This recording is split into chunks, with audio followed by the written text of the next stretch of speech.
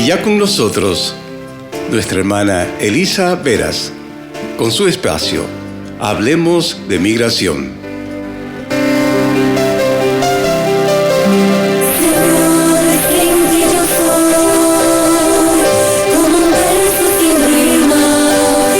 Hola, buenos días y bendiciones a todos nuestros radiocreyentes que nos acompañan cada martes en este su espacio Hablemos de Migración. Gracias de corazón por estar aquí una vez más, como cada martes, acompañándonos para compartir juntos información de valor. Y pues antes que nada quiero iniciar nuestro espacio orando. Y qué mejor oportunidad que como nos invita el Evangelio del día de hoy, donde nos especifica de manera muy clara que no necesitamos orar con muchas palabras, sino utilizar las palabras simples. Y hoy quiero, junto con ustedes, orar tal cual como nos indica el Evangelio, con la oración que el mismo Jesús nos enseñó. Tan simple como eso, compartirlo desde el Evangelio de hoy de San Mateo, capítulo 6, versículos del 7 al 15. Y hagámoslo juntos, únanse junto conmigo. Padre nuestro que estás en el cielo, santificado sea tu nombre. Venga a nosotros tu reino. Hágase tu voluntad en la tierra como en el cielo. Danos hoy nuestro pan de cada día. Perdona nuestras ofensas, como también nosotros perdonamos a los que nos ofenden. No nos dejes caer en la tentación y líbranos del mal. Porque si perdonáis a los hombres sus ofensas, también os perdonará nuestro Padre Celestial. Pero si no perdonáis a los hombres, tampoco vuestro Padre perdonará vuestras ofensas. Amén. Y qué lindo el Evangelio de hoy, hermanos. De verdad que sí, porque a veces en medio de nuestras angustias y en medio de las diferentes situaciones que se nos presentan en la vida, por salud, por falta de trabajo, por temas económicos, por situaciones en nuestro hogar o en nuestros matrimonios o con nuestros hijos, a veces no sabemos o no tenemos las palabras indicadas para pedir o orar o dar gracias a nuestro Creador. Y el Evangelio de hoy nos invita exactamente a eso, a que oremos con esa oración tan simple y que abarca todo, porque al final nuestro Padre Celestial conoce cada una de nuestras necesidades. Y bueno, hermanos, luego de encomendar nuestro espacio de cada martes de Hablemos de Migración, quien les habla, licenciada Elisa Veras, abogada migratorio y consular. Como saben, tenemos nuestras oficinas de Migracónsul, ubicadas tanto en República Dominicana, en La Vega y en Santo Domingo. Y aquí en los Estados Unidos estamos ubicados en el estado de Pensilvania, pero estamos para servirle a todos nuestros radiocreyentes y otros clientes que puedan agregarse de manera virtual de acuerdo a sus necesidades. Y como saben, me gusta siempre hacer como que un pequeño recuento de lo que estuvimos compartiendo la semana pasada para luego tomar el tema del día de hoy. En el día de hoy he trabajado respecto de un tema que para muchos que están aquí en los Estados Unidos pudiera tornarse algo un poquito más, vamos a decir, no necesario, por así decirlo, porque vamos a conversar sobre las visas de paseo. ¿Y por qué sobre las visas de paseo? Porque muchos de nosotros que estamos aquí tenemos familiares en nuestros países que queremos que tengan la oportunidad de venir a los Estados Unidos, y no siempre esos familiares o amigos tienen la oportunidad de venir mediante un proceso migratorio, de una petición o de alguna otra categoría de visa que puede ser de estudio o trabajo, sino que más bien lo puede hacer mediante esta visa. Y hoy quiero compartirles sobre eso. Pero antes, hagamos el pequeño recuento de la semana pasada donde conversábamos, donde compartíamos toda la información concerniente a la visa H2B. Así que todos esos radiocreyentes que no estuvieron con nosotros el martes pasado, le haré una pequeña síntesis en el día de hoy, porque queremos que cada martes nos sigan acompañando en este su espacio, Hablemos de Migración. La visa H2B es una visa de no inmigrante. ¿Por qué es de no inmigrante? Porque es una visa que le permite estar solo de manera temporal a las personas que se le otorga. Es una visa de trabajo que le permite entrar a los Estados Unidos con un contrato de trabajo temporal que puede ser desde 1, 2, 6 meses y puede ser renovable hasta 3 años. Veíamos en la semana pasada la importancia de esta visa, ya que puede emigrar tanto la persona que va a ser empleada, pudiera emigrar con su cónyuge, o sea, su esposa o esposo, y con sus hijos menores de 21 años. Aparte, esta visa tiene el beneficio de que esa persona va a estar de manera regular en los Estados Unidos, va a poder trabajar, va a tener un permiso de trabajo y va a tener un social con el cual va a poder reportar impuestos. Al mismo tiempo, veíamos los requisitos principales para esta categoría de visa, y es que para poder iniciar el proceso siempre va a ser necesario un empleador, o sea, esa persona que te va a ofertar el puesto laboral, que te va a otorgar un contrato de trabajo. Y comentábamos en ese punto la importancia de nosotros como familia cristiana, como radiocreyentes, cómo aportamos a nuestra comunidad, a nuestros familiares, a nuestros amigos en el exterior, siendo portavoces ante personas que tengan negocios aquí en los Estados Unidos, que puedan necesitar mano de obra extranjera y que podamos decirles o comunicarles que existe esta categoría de visa con la cual pudieran ayudar a un inmigrante a venir de manera legal a los Estados Unidos, y de esta forma pues nosotros aportar a evitar el gran cúmulo de personas que siguen o que continúan viniendo por frontera, arriesgando sus vidas y a veces sin tener realmente opciones posteriormente para regularizarse. Entonces, ya sabemos que la visa H2B es una visa de no inmigrante que te permite emigrar con un trabajo a los Estados Unidos, que inicia identificando un empleador aquí en los Estados Unidos que va a ser la persona que te va a otorgar o te va a dar una oferta laboral y un contrato de trabajo. Importante, ese empleador debe estar debidamente registrado y con sus impuestos al día para poder patrocinar a ese empleado. Importante saber que ese empleado a su vez puede emigrar con su cónyuge, esposa o esposo y con sus hijos menores de 21 años, y que esta visa te permite estar de manera legal dentro de los Estados Unidos por un periodo temporal que puede ser renovable hasta 3 años. Como pueden ver, esta semana pasada fue un tema sumamente interesante porque muchas personas desconocen sobre esta categoría. Y aunque vamos a hablar de otras categorías de visas de trabajo o de igual forma de las categorías de visas de estudiante para esos radiocreyentes que tienen familiares o hijos que pueden todavía venir a los Estados Unidos a estudiar, hoy el tema central va a ser las visas de paseo. ¿Por qué he decidido hablar sobre las visas de paseo? La semana pasada, uno de nuestros radiocreyentes hizo una pregunta que llamó mucho mi atención, porque en República Dominicana, donde tenemos 2 de nuestras principales sedes de MigraConsul, atendemos muchos clientes que no tienen la oportunidad de poder emigrar por algún familiar, o sea, no tienen un familiar que pueda tenerles a ellos una opción vamos a decir, para que le pueda otorgar una petición.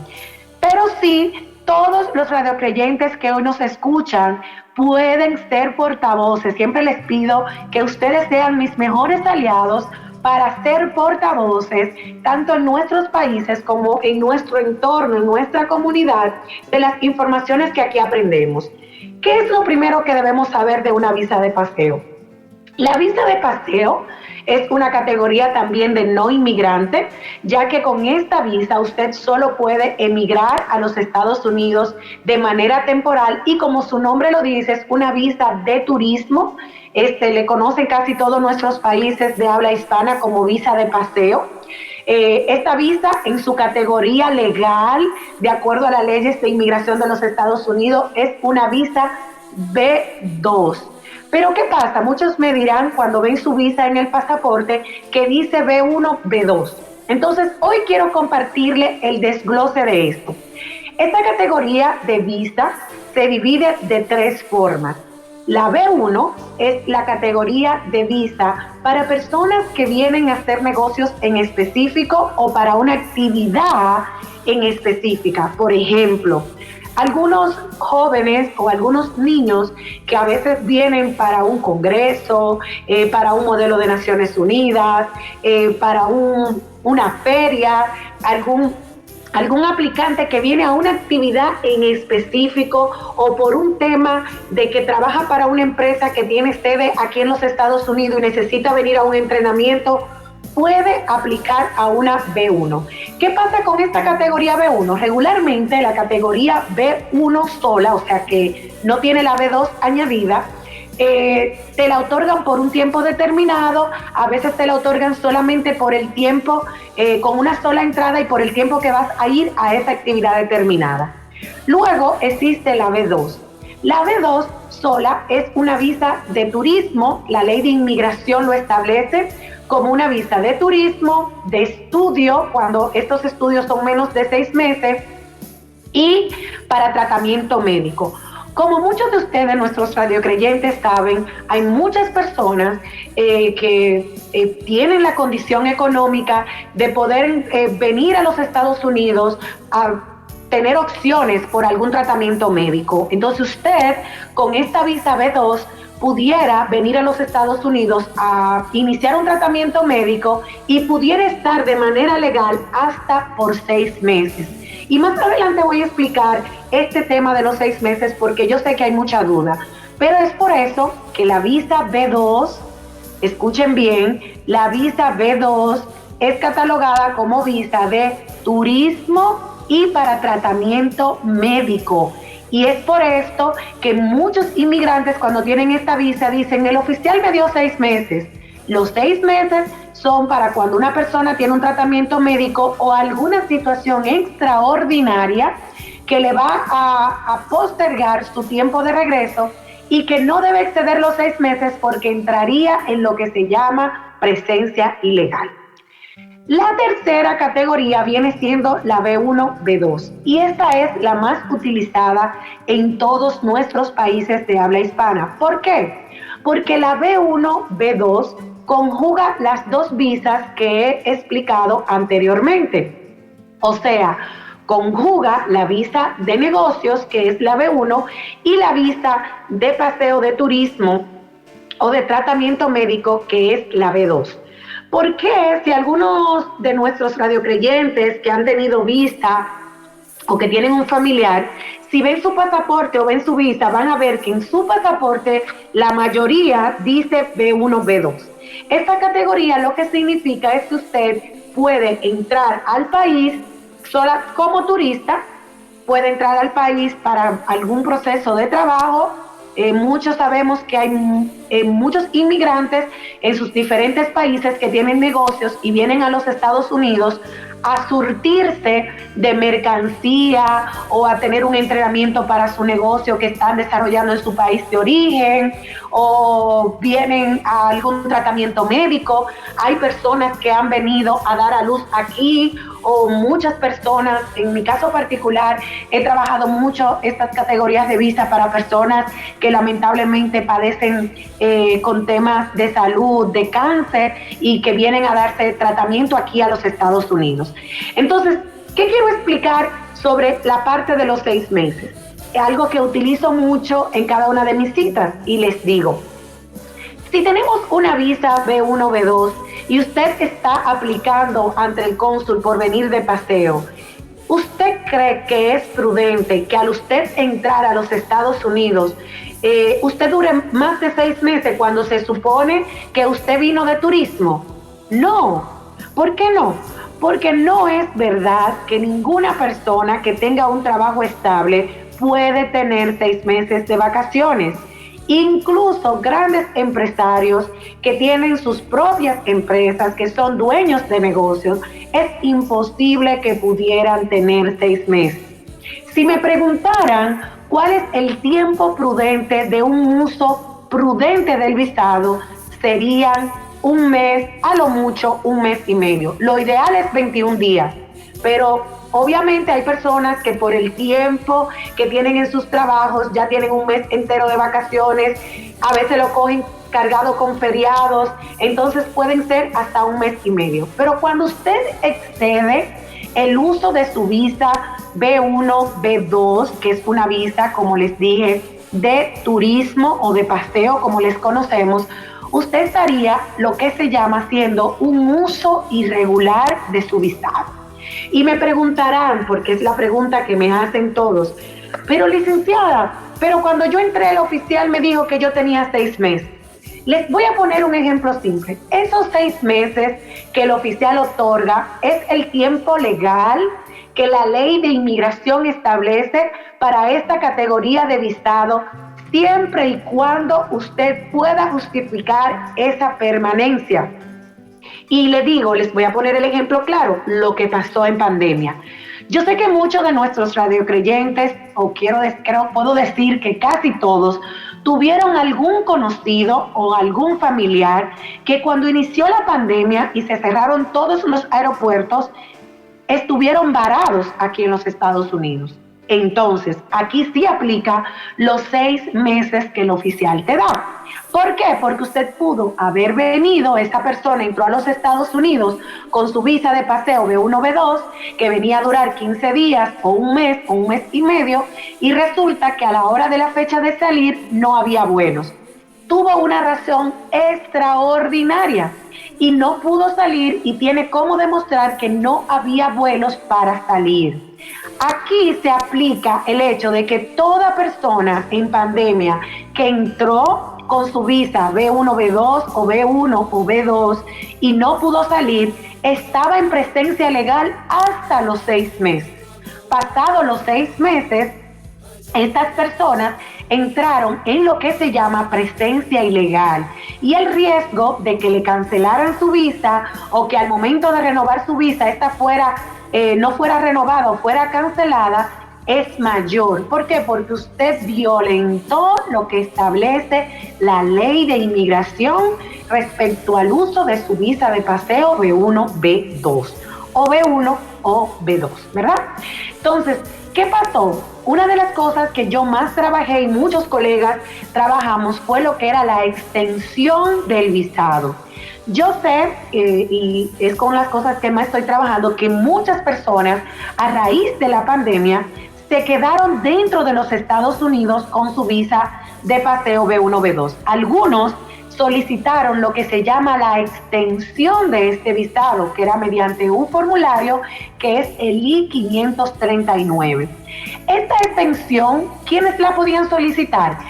Quienes tuvieran la justificación real de que todavía no podían salir del país, ya fuese por temas de salud, porque como sabemos muchas personas se vieron afectadas por el COVID, otras porque sus países no abrieron fronteras. En República Dominicana se abrieron aproximadamente en julio, pero en muchos países los aeropuertos no abrieron hasta pasados 6, 8 meses. Entonces, hubo muchos aplicantes que sí pudieron extender el tiempo de su visado. Otros simplemente no acudieron y entraron en lo que se llama presencia ilegal, como les dije anteriormente. Entonces, si alguno de los radiocreyentes se encuentra en los Estados Unidos con su categoría de visa de paseo B1, B2 o B1, B2, es importante tomar en cuenta esto. Incluso si usted está con su visa y está pensando quedarse, piénselo muy bien, porque al momento de que usted violenta o daña el uso de su visado, automáticamente se le va a hacer difícil realizar de manera transparente un proceso migratorio y consular, a menos de que su cónyuge, de que su pareja sea ciudadano norteamericano y usted pueda realizar lo que llamamos el ajuste de estatus. De lo contrario, su proceso de regularización va a ser mucho más difícil y no necesariamente garantizado. Y es lo que muchos conocen con el tema de me casé por papeles. Yo quiero invitarles a todos los radiocreyentes que de verdad seamos conscientes y que seamos portavoces de que cuando tenemos un familiar, un amigo, un conocido, que de alguna manera nos pida un consejo, porque sabemos, en nuestra comunidad latina solemos mucho pues buscar información, que seamos portavoces de tratar de hacer conciencia de que quedarse dentro de los Estados Unidos con su visa de paseo o de turismo, B1, B2 o B1 o B2, no siempre es la mejor manera de regularizarse. Y más aún cuando son personas que tienen algún familiar con el cual pudieran iniciar un proceso. Es importante buscar asesoría y ver sus opciones antes de tomar esta decisión de quedarse, para luego identificar opciones que casi siempre son la de casarse con un residente o un ciudadano, y que esto estaría violentando totalmente lo que son las leyes de inmigración de los Estados Unidos. Yo soy muy en contra del tema de casarse solo por papeles, y se lo he mencionado mucho en los diferentes temas que hemos tratado en nuestros encuentros de Hablemos de Migración, ¿verdad? ¿Por qué? Porque hay muchas otras formas de regularizarse. Es importante que ustedes me ayuden a que seamos portavoces de que esas personas puedan identificar qué otras opciones tienen, sea mediante una visa de trabajo, una visa de estudio o mediante una petición familiar. Ahora bien, otra parte importante de las visas, y que yo sé que muchos estarán preguntándome de cómo pueden ayudar a un familiar en sus países de origen. Lo primero que deben de saber es que, a diferencia de Europa, para Estados Unidos no existe lo que se llaman las invitaciones. Y fue a raíz de la pregunta de la semana pasada de que hubo una radiocreyente que preguntó sobre si podía ayudar a su sobrina para un proceso de visado, y le explicaba el hecho de evaluar el perfil. Para solicitar una visa para los Estados Unidos desde los países de origen de ustedes, nuestros radiocreyentes, y que ustedes quieran ayudar a un familiar, hay 6 elementos importantísimos para tomar en cuenta y evaluar antes de aplicar. Número 1, los lazos sociales y económicos, y los vamos a desglosar. Número 2, el motivo del viaje y dónde va a venir a visitar. Número 3, es importante siempre hablar con la verdad. Muchas personas creen que inventando o creando falsos perfiles van a obtener mejores resultados, no sabiendo que automáticamente usted habló mentira por primera vez, estaría condenado a estar mintiendo durante todas las demás veces, y si no lo hace, ¿qué va a pasar? Que automáticamente va a tener un castigo que va desde 3 hasta 10 años, porque todo lo que usted pone en su formulario de aplicación o lo que dice en su entrevista queda grabado en el sistema del cónsul en su país de origen. Entonces, siempre hablemos con la verdad. Otro elemento importante es también que entra dentro de los arraigos sociales y económicos, pues nuestro poder adquisitivo. O sea, si trabajamos, no necesitamos ser ricos, necesitamos tener esos lazos socioeconómicos, que lo voy a desglosar. Y por último, y no menos importante, pues esos lazos sociales que se vinculan a la parte del matrimonio y los hijos. Entonces, veamos. Para ver los lazos sociales que ustedes deben de tomar en cuenta para sus familiares y amigos en sus países para aplicar, Ayuda mucho que las personas estén casadas porque ya tienen un lazo social que los ata. Que tengan hijos menores de 18 años. Esto también es otro lazo social que les ata. Es importante que no tengan antecedentes penales. No recomendamos que personas que hayan tenido antecedentes penales apliquen porque las probabilidades son muy bajas.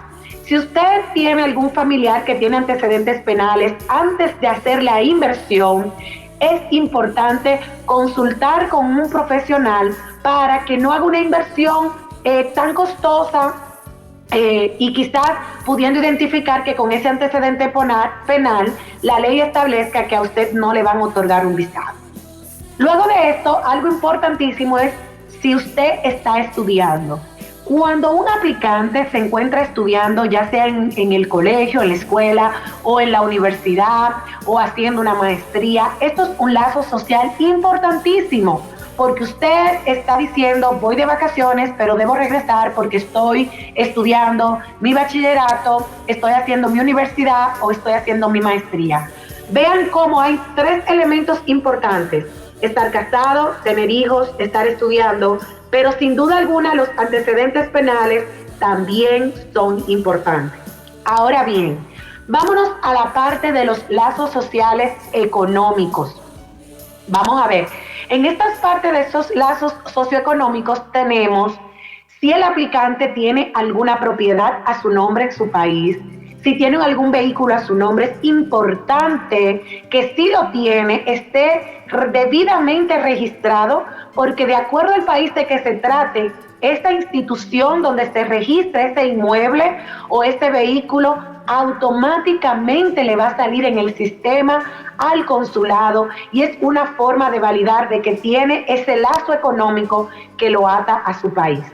Otro elemento importante y que está muy en boga es si tenemos alguna empresa. Hoy en día muchos jóvenes, muchos profesionales han decidido legalizar en cualquiera de los países donde se encuentre su empresa. Algunos, o no era tan común, anteriormente habíamos una empresa, no le poníamos nombre o le teníamos un nombre pero no pagábamos impuestos, no hacíamos nada.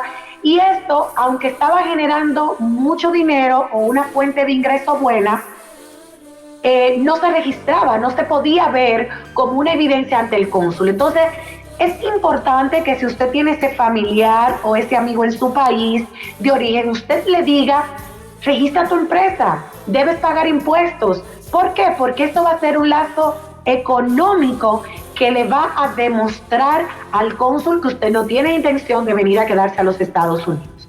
Y por último, y no menos importante, el tema laboral.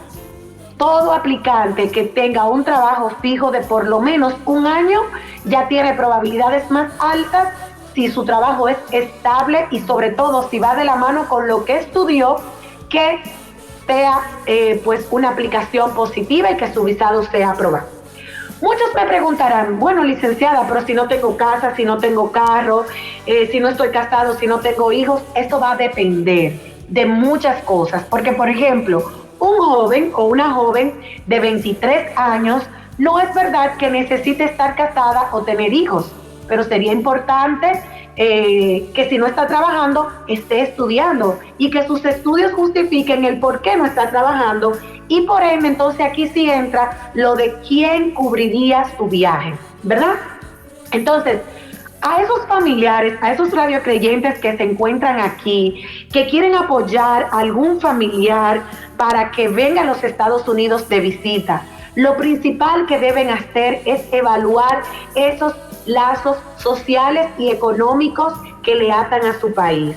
Luego de esto, identificar cuál va a ser el motivo del viaje, dónde van a venir y si los lazos sociales y económicos que le atan a su país no son suficientes, solo así usted pudiera decirle, bueno, pues ponme en el formulario que yo voy a costear todo el viaje, aunque no es lo que más recomendamos. Así que es muy importante que sepamos, no existe lo que es invitación. Sí podemos poner que usted como familiar va a costear todo el viaje, pero es mucho mejor cuando su familiar en su país de origen, si tiene un trabajo estable, si estudió, tiene un nivel académico o si está estudiando, si está casado, si tiene hijos, si tiene alguna propiedad, puede aplicar. Pero si tampoco lo tiene, pero está estable en su trabajo y tiene o está estudiando, o tiene un pequeño negocio que está registrado y pagando impuestos, también las probabilidades son altas de que se la den. Yo quiero invitarlos en este momento, antes de explicar el otro punto importante de este tema, que ustedes nos vayan compartiendo sus preguntas, sus inquietudes, tanto del tema de hoy como del tema de la semana anterior, o las inquietudes o sugerencias que ustedes tengan para este su espacio de Hablemos de Migración, porque estamos aquí por y para ustedes, para orientarles con la información de primera mano y de manera oficial en todo el ámbito migratorio y consular. Quiero terminar pues este tema, recuerden, ya pueden ir haciendo sus preguntas, explicando la importancia o más bien el uso de ese visado. Algo que deben de saber antes de explicar eso, que se me pasaba, es el procedimiento en cada país. Cada país de Latinoamérica es el mismo procedimiento, lo único que varía es la institución o el lugar donde se encuentra la institución.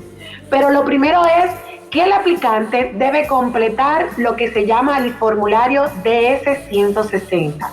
Luego de que usted complete este formulario, usted debe hacer el pago del impuesto al gobierno mediante la institución bancaria del país que corresponda. Cada país, al completar el formulario, le va a indicar dónde debe efectuar el impuesto. Actualmente el impuesto tiene un costo de $160, que puede ser en su moneda local de su país de origen y va a ser a la tasa de cambio que establezca la embajada y lo establece la página. Luego de que completa esto, usted debe completar lo que se llama el perfil del BAC, que es donde usted hace el pago del impuesto, pone toda la información de su pasaporte para poder agendar la cita para fotos y huellas y posteriormente para agendar la cita consular. Importantísimo, como les dije ahorita, para su cita consular es de relevante importancia toda la información que usted ponga en su formulario que sea verdad. No hable mentira. Una sola mentira pudiera dañar su perfil migratorio de por vida.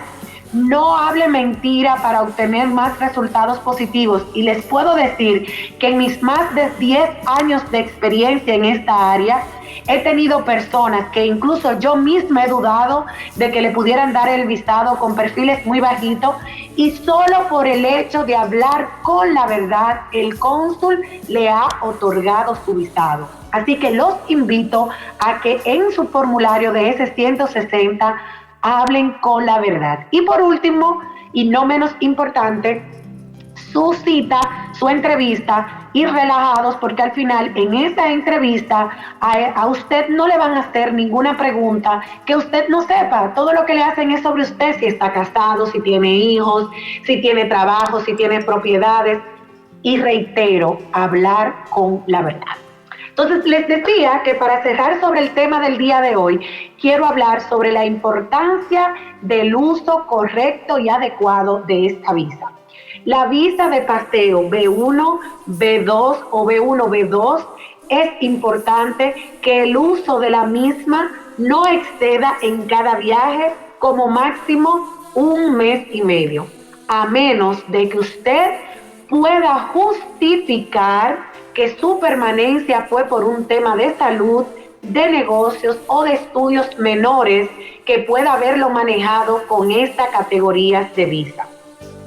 Lo segundo sobre este uso, si usted está teniendo la intención de quedarse en los Estados Unidos con su visa de paseo, es importante que consulte un profesional para que valide sus opciones, porque es probable que usted tenga opciones de emigrar de manera legal y permanente mediante un familiar, mediante un contrato de trabajo u otras formas, sin tener que violentar el uso de su visa de paseo B1, B2 para los Estados Unidos, quedándose en lo que llamamos la presencia ilegal. Y número 3, y no menos importante, es que tenga pendiente que automáticamente usted excedió esos 6 meses, que ya le expliqué hace un ratito el por qué se otorgan los 6 meses, usted pasa a presencia ilegal. Y así sea un día, cualquier proceso migratorio que usted tenga para los Estados Unidos, usted va a tener que optar por un waiver migratorio o un perdón migratorio por presencia ilegal, que es muy costoso y que es un procedimiento que le va a retrasar por lo menos un año su proceso para emigrar a los Estados Unidos. Así que espero de verdad que la información que les he compartido hoy sobre esta categoría sea de importancia y haya sido de valor para ustedes. Y como les digo cada martes, espero que ustedes me ayuden a ser portavoces de esta información. Este contenido va a estar en nuestra página de YouTube, en nuestro canal de YouTube, y ustedes pueden pues compartirlo a sus amigos y familiares para que tengan la información completa. Así que vamos ahora a dar el espacio para responder sus preguntas, sus inquietudes, escuchar sus sugerencias y poder aportarles valor en esta parte de contenido migratorio y consular. Gracias, Elisa. Interesantísimo, muy bien explicado todo y mucha y muy abundante información que estoy seguro que cada radiocreyente ha ido pues asimilando y captando, y cualquier duda que queda, pues aquí, qué bueno que nos da este espacio. Vamos a comenzar con una hermana que en anónimo nos escribe diciendo: buenos días, abogada. Tengo mi cuñada que ha tratado de buscar visa 4 veces y siempre le han negado. Lleva todos los papeles de trabajo, los terrenos que tiene, etc. ¿Qué podría hacer ella?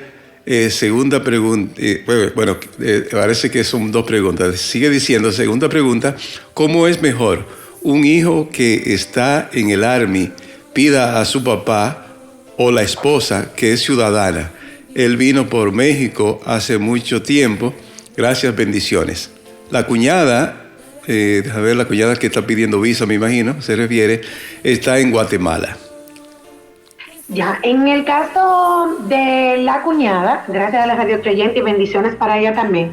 En el caso de la cuñada, es importante evaluar cada una de las aplicaciones, porque como hice mucho énfasis en el día de hoy, lamentablemente es incontrolable el hecho de que hay muchos asesores, malos asesores y lo que llamamos nosotros llena formularios, que incitan o motivan a los aplicantes a mentir y a poner información que posiblemente haya sido que ella esté vetada por un tiempo. No importa cuántas veces apliques, si no puedes identificar qué ha pasado en cada uno de sus formularios.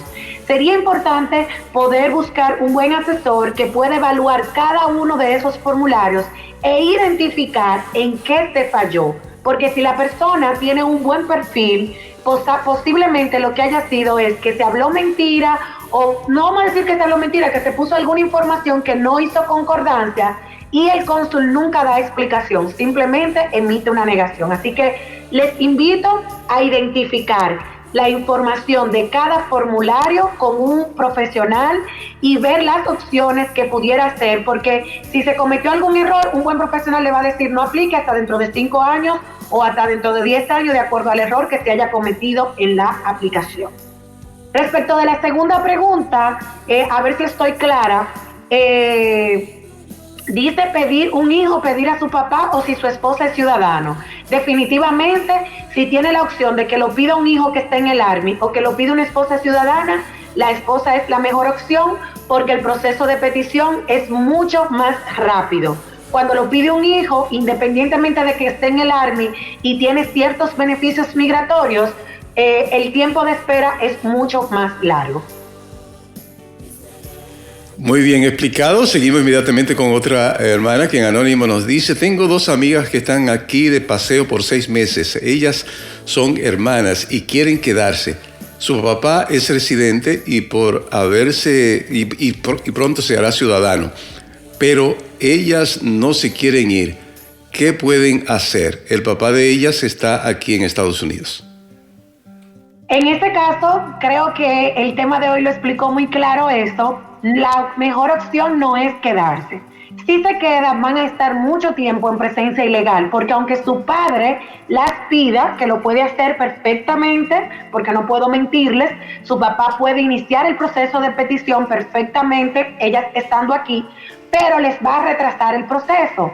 ¿Por qué? Porque cuando le aprueben la petición y vean que ya están dentro de los Estados Unidos, van a tener que aplicar por un waiver de presencia ilegal por el tiempo que van a estar en presencia ilegal, desde que pasen los 6 meses y hasta que vaya el proceso de petición, y de igual forma van a tener que regresar a su país de origen para la cita. Entonces ahí empiezan los nervios y la situación. Mi recomendación es que regresen a su país, que mantengan dándole un buen uso a su visado y que esperen su proceso de petición en su país de origen. Tienen un visado, aprovéchenlo, porque el proceso de petición va a ser mucho más lento, porque el perdón de presencia ilegal se lo va a retrasar. Muy bien, inmediatamente continuamos con otra hermana que dice: muy buenas tardes, abogada. Una pregunta, me hablaron acerca de una visa para los abuelitos, los nietos. Aquí los piden. ¿Eso es posible? Gracias y bendiciones. Bendiciones para usted también. Las visas para los abuelitos, como menciona, no, para los nietos no está. Para los abuelos existe, o para padres ya mayores, una categoría, o más bien no es una categoría, es la misma categoría de visa B1, B2, que usted puede aplicarlo para una persona mayor de 80 años que va a tener una excepción de cita. ¿Qué significa esto? Que va a completar el proceso de igual manera, va a hacer completar formulario, hacer pago de impuestos. Aquí sí se va a requerir una persona responsable por esa persona mayor de 80 años, a menos que esa persona tenga los suficientes lazos socioeconómicos, porque como sabemos, hay personas de 80 años que han tenido un legado de alguna empresa o heredó tierra o lo que sea, que pudiera sustentarse esa misma persona. Pero si no es así, alguien que vive aquí, ese familiar que vive aquí en los Estados Unidos, lo puede patrocinar y esta persona no va a tener que ir a cita consular. Solamente deposita pasaporte para tomarse fotos y huellas, y su pasaporte se lo van a enviar en menos de 5 días, una semana, visado. Y eso pasa también con los niños menores de 13 años que tengan algún papá con una visa vigente B1, B2, que pueden solicitar el visado solo, como se le llama comúnmente, por ventanilla, sin tener que ir a una entrevista consular. Muy bien, inmediatamente seguimos con otro anónimo que nos dice: si ya fuiste residente y te castigaron por 10 años en tu país, ¿cuál es el proceso para poder entrar nuevamente a los Estados Unidos? En este caso va a depender el castigo que tenía. Lo he dicho en algunas ocasiones, de hecho es un tema que tengo pendiente con los radiocreyentes, hablar sobre los diferentes tipos de castigo y cuándo sí son levantados y cuándo no, que la ley establece de que no. De hecho, una pequeña pincelada de tomar en cuenta que cuando son casos de droga, de homicidio, de terrorismo, son casos que luego que usted tiene una deportación es inadmisible de por vida a los Estados Unidos. Ahora bien, si el castigo fue por algún delito menor y le pusieron un castigo de 10 años, usted puede emigrar o solicitando una visa de paseo porque va a viajar de paseo, o si tiene algún familiar que lo va a pedir, también puede pedirlo. Lo único es que va a tener que presentar las evidencias de que ya se levantó el castigo y va a tener que aplicar por lo que se llama un waiver o un perdón migratorio, de acuerdo al caso de que se trate. Muy bien, inmediatamente continuamos con otra hermana. Ella es María Ramírez. Nos dice: buenos días, hermano José. Tengo 3 preguntas para el abogado. Primero, mi hija, que es residente, se va a casar y quiere saber cuánto le cuesta para pedir a su esposo. Esa es la primera. Si quieres te la hago las 3 o te la voy vamos a hacer una por una. José. Una por una. Sí. Sí, adelante con la primera. Bueno, para pedir a su esposo, el proceso, yo explicaba sobre los procesos de peticiones. El impuesto actual es de $535. Esto posiblemente va a variar porque UCIS ha solicitado un aumento en las tarifas de impuestos. Ese sería el impuesto inicial. Luego de eso, el caso, la affidavit son 120, las citas son 325. Estamos hablando que de impuesto aproximadamente son unos $1,000 aproximadamente de impuestos. Ahora bien, dependiendo a la persona que usted busque, el asesor o el abogado, para trabajarlo, los honorarios podrían variar. O sea que es importante identificar esto porque cada profesional tiene tarifas diferentes. Pero un promedio que usted gastaría en un proceso de petición va entre $2,500 a $3,000. Un promedio entre los diferentes profesionales que hay hoy en el mercado. Por persona. Por persona. Porque ahora veo que ella dice que es a su esposo y a 2 hijos, es decir, que serían entonces 3 procesos o 3 bueno, personas. en este caso, ¿ella es ciudadana o residente? Si es residente, la petición del esposo arrastra a los hijos. Es residente. Si es ciudadano, ¿es residente? Ajá. Si es residente, su petición arrastra a los hijos siempre y cuando esos hijos sean menores de 21 años. Okay. Entonces, esos hijos no van a pagar los 535, pero sí pagan los 325 de cita por cada niño, más todo el tema de los exámenes médicos en el país de origen. Ok. Muy bien, seguimos. Pero, ajá. José, es importante que sepan que todo este dinero se divide en etapas. Exacto. El proceso de petición inicia con los 535. Todo lo demás se va a ir dividiendo en etapas de acuerdo a la etapa. Las etapas de peticiones son 4, que es la inicial, luego donde entra la preparación de documentos civiles y affidavit, luego entra la parte de preparación a la cita médica y finalmente que tienen la cita, que se paga el impuesto de la residencia final. O sea que no es que hay que buscar todo este dinero junto, usted va a tener un tiempo para poder dividir esos pagos. Y en el caso de los hijos no entran en el primer pago que de 500 porque se paga como familia, ¿no? Exacto, lo único que los honorarios, cualquier asesor le va a cobrar un poco más de honorarios porque aunque no entran en el pago, sí se someten documentos por cada aplicante. Exacto. Bueno, yo estoy entendiendo, así que yo estoy ya aprendiendo mucho sobre esto. Y aquí abro yo mi propia oficina. ¿Tú ves? Sí, mismo. Bueno, la segunda pregunta dice, mi hijo mayor tiene 28 años, vive en Guatemala. Mi hija, que es ciudadana, ¿lo puede pedir? Perdón, no entendí ahí. ¿Su hijo? Su hijo mayor tiene 28 años, pero vive en Guatemala. Pero su hija, que es ciudadana, si ella lo puede pedir. La hija puede pedirlo siempre y cuando tenga 21 años. Es decir, es una petición de hermanos.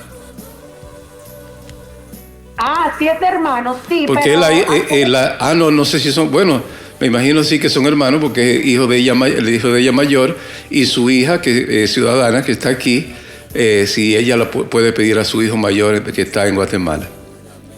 Ok, si es la hija de la señora que es hermano del hijo, lo puede pedir una petición de hermanos, tomando en cuenta que esta petición dura de 12 a 13 años. Si la madre es residente y no se ha hecho ciudadana, lo ideal es que la madre se haga ciudadana y lo pueda pedir, a pesar de que, como los dije en el programa anterior, pedir a su hermano es mucho mejor, porque cuando ese hermano se case y tenga hijos, le estaría incluido en el proceso su esposa y sus hijos. O sea que definitivamente su hermana, o sea su hija de la señora va a poder pedir a su hermano, lo puede hacer. Exacto. Y la tercera pregunta es, no la entiendo, pero tal vez tú la carta dice, si ella puede pedir, que si nos puede pedir a los dos, si ella puede pedirnos a los dos, me refiero que se refiere a ella, la mamá, y al hermano que está en Guatemala. Es decir, no sé si esto es lo que ella quiere decir, o es lo mismo que tú interpretas, Elisa. Bueno, si la persona que nos está hablando está en Guatemala y está hablando no, está de aquí, una... está aquí. Bueno. Si lo puede pedir a los dos, si esa niña, si su hija es mayor de 21 años, puede pedir a su hermano y puede pedir a cualquier familiar. Cuando se es ciudadano, se puede pedir a cónyuge, hijos menores, hijos mayores de 21 años, padres y hermanos. O sea que si la hija es mayor de 21 años, la puede pedir a usted y puede pedir a su hermano. Excelente. Muy bien, seguimos inmediatamente. Tenemos por aquí otro anónimo que nos dice, buenos días, ¿me pueden compartir su número de la abogada? Gracias. Claro que sí, hermana, te lo estaré compartiendo en privado, ya que ha sido compartido en los grupos. Toda esa información está en los grupos y algunos, como nuestra hermana no está en los grupos, pues avísenos y le enviamos la información a su número directamente. Me da unos segundos y lo estaré compartiendo después que termine el programa para buscarlo y enviarlo y así aprovechar con la siguiente pregunta inmediatamente, que es la siguiente. ¿Puede la iglesia o una institución sin fines de lucro ser empleador para las visas H1, H2? En este caso, cuando se habla de iglesias, se trabaja otras categorías de visa, que son las visas de religiosos. En el caso, si es católico, se usa para hermanos, para padres, para hermanas religiosas, y también para colaboradores que trabajan como diocesanos, en la iglesia diocesana, que vienen a trabajar en algún proyecto en específico, se trabaja con la visa R1, R2, dependiendo la categoría. Ahora bien, las organizaciones sin fines de lucros, que no son iglesias, que son organizaciones con otros fines, sí pueden traer un empleado siempre y cuando cumplan con los requerimientos y que el Departamento de Trabajo establezca que no han podido encontrar esa mano de obra aquí en los Estados Unidos, pero sí aplican para una visa H2B. Excelente. Continuamos aquí, nos comenta nuestra hermana María Ramírez, dice: muchas gracias, hermana, por su información, Dios le bendiga, bendiciones, José, y feliz día. Muchísimas gracias y bendiciones para usted y su familia. Amén. Seguimos, nos dice, una persona que haya sido rechazada para la visa de paseo, puede después, cuando se sienta más preparada, solicitar, hacer una solicitud de residencia a través de un familiar. Importante pregunta. Esta pregunta embarca dos cosas. Número uno, recuerden, las solicitudes de visas de paseo son recaudaciones de impuestos. Al final del día son recaudaciones de impuestos. Incluso personas con buenos perfiles, con buenos lazos sociales y económicos, y les digo yo, con más de 10 años de experiencia, que he tenido clientes que me le han negado la visa hoy y al siguiente mes yo vuelvo a aplicar y me le dan la visa. Es importante identificar que si esa persona tiene los suficientes requisitos. ¿Por qué? Porque a veces un cónsul niega la visa simplemente porque ese día se acabaron la cantidad de visas que tenía disponible, o simplemente porque recuerden que es una recaudación de impuestos. Mientras más niegan, más la persona tiene que volver a aplicar. Ahora, respondiendo a su otra pregunta, es importante que sepan que las visas de residencia es una visa de inmigrante. Las visas de paseo son de no inmigrante. Hay personas que pudieran tener un proceso abierto de una petición y poder solicitar su visa de paseo, y muchas personas se conocen esto. O sea, por ejemplo, ahorita una hermana preguntaba si podía pedir un hermano. Las peticiones de hermanos que tardan 12 años, esos hermanos que están en su país de origen pueden durante ese tiempo, de manera muy normal, solicitar una visa de paseo y durante su tiempo de espera poder venir a los Estados Unidos de paseo. Y esto aplica para esta pregunta. O sea, si usted tiene la opción de que la pida un familiar, usted puede iniciar su proceso de petición, usted no tiene que estar preparada, porque para un proceso de petición no se necesita preparación, se necesita cumplir con los requisitos del peticionario y el lazo familiar que los una. Y aún usted esté pedida, usted puede validar cuáles son las condiciones de su perfil y usted puede incluso aplicar nuevamente para su visa de paseo y tener su visa mientras espera su proceso migratorio para visa de residencia. Excelente. Bueno, el tiempo se nos ha terminado, pero hay varias preguntas más. Quiero hacer aunque sea una más y aunque les robemos, ¿verdad?, un minuto al momento Mariano, que debe iniciar ya en unos segundos. Es un anónimo que dice: buenos días, hermano José, abogada, ¿qué se debe hacer en el caso de mi papá que estuvo en este país por 10 años como ilegal? Estando acá obtuvo permiso de trabajo, pero regresó a su país después de 10 años.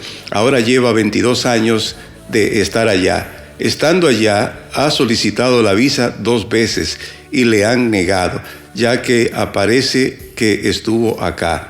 ¿Hay algo que debo hacer para que le den visa? Tiene 82 años de edad. En este caso, este padre puede aplicar a la visa, pero hay que validar el perdón. Hay que solicitar un perdón por presencia ilegal para la solicitud de la visa. Y si usted, el hijo, la persona que está escribiendo, que es su hijo, ya es ciudadano, usted puede iniciar el proceso de petición de su padre si no lo ha hecho, para que también agilice muchísimo más. Porque cuando usted inicia el proceso de petición, el oficial le sale eso y sabe que al final ese padre como quiera va a venir y pudieran otorgársela más rápido. Muy bien, gracias Elisa, qué pena que ya el tiempo se nos ha terminado. Las demás preguntas, por favor, manténganla en su perfil de WhatsApp, ahí listas para reenviarla la próxima semana. Mientras tanto, invito a Elisa que se despida, como siempre lo hace, de manera que gracias y hasta el próximo martes, si Dios quiere, Elisa. Gracias, José. Gracias a todos nuestros radiocreyentes que nos acompañaron una vez más a su espacio Hablemos de Migración. Damos gracias a nuestro Padre Todopoderoso, pidiéndole a Él en el final de este espacio que nos bendiga, que nos proteja, que nos llene de salud, que nos llene de vida, pero sobre todo que nos llene de amor al prójimo y de mucha sabiduría para poder tomar las decisiones correctas en este camino de nuestra vida y sobre todo en este tiempo de Cuaresma, donde debemos practicar juntos el ayuno, la oración y el servicio al prójimo. Que tengan un feliz resto del día y los espero el martes una vez más en nuestro espacio Hablemos de Migración. Que Dios los bendiga.